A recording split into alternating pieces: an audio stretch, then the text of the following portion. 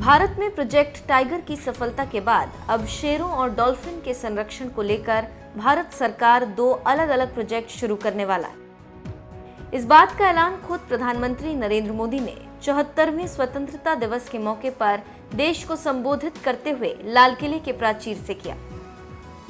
Project dolphin के तहत नदियों और समुद्र दोनों ही जगहों पर मिलने वाली डॉल्फिन को संरक्षित किया जाएगा।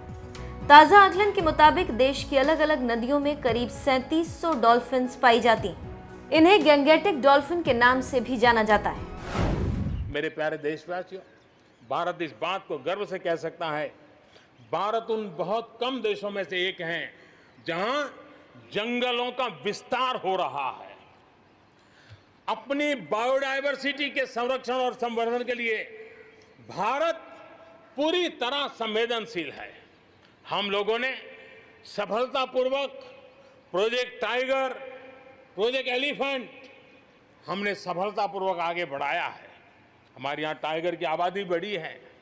अब आने वाले दिनों में एशियाटिक लायन, प्रोजेक्ट लायन की शुरुआत हो रही है और उसमें प्रोजेक्ट लायन भारतीय शहरों की रक्षा, सुरक्षा, आवश्यक इंफ्रास्ट्रक्चर और विशेष करके उनके लिए जो आवश्यक होता है स्पेशल प्रकार का हेल्थ इंफ्रास्ट्रक्चर, उस पर भी काम किया जाएगा और प्रोजेक्ट लाइन पर बल दिया जाएगा।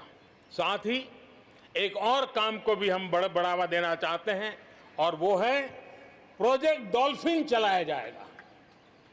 नदियों में, समंदर में रहने वाली दोनों तरह की डॉल्फिन पर हम फोकस करेंगे।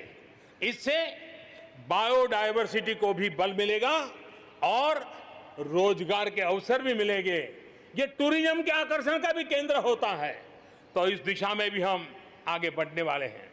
मेरे प्यारे देशवासियों, जब हम एक असाधारण लक्ष्य को लेकर के असाधारण यात्रा पर निकलते हैं तो रास्ते में चुनौतियों की भरमार होती है और चुनौतियां भी असामान्य होती है। बता दें कि देश की अलग अलग नदियों में करीब 3700 डॉल्फिन पाई जाती हैं। इन्हें गैंगेटिक डॉल्फिन के नाम से भी जाना जाता है। पीएम मोदी के ऐलान से पहले ही पर्यावरण मंत्रालय इसकी तैयारी में लगा हुआ है।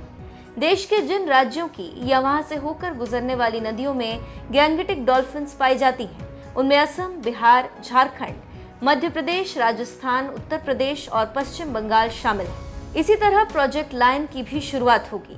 इन्हें एशियाटिक लायन भी कहा जाता है। इसके तहत शेरों की मौजूदगी वाले क्षेत्रों का विस्तार सहित बीमारियों से बचाने के लिए शोध पर जोर दिया जाएगा। फिलहाल देश में अभी सिर्फ गुजरात के गिर अभयारण्य में ही शेर पाए जाते हैं।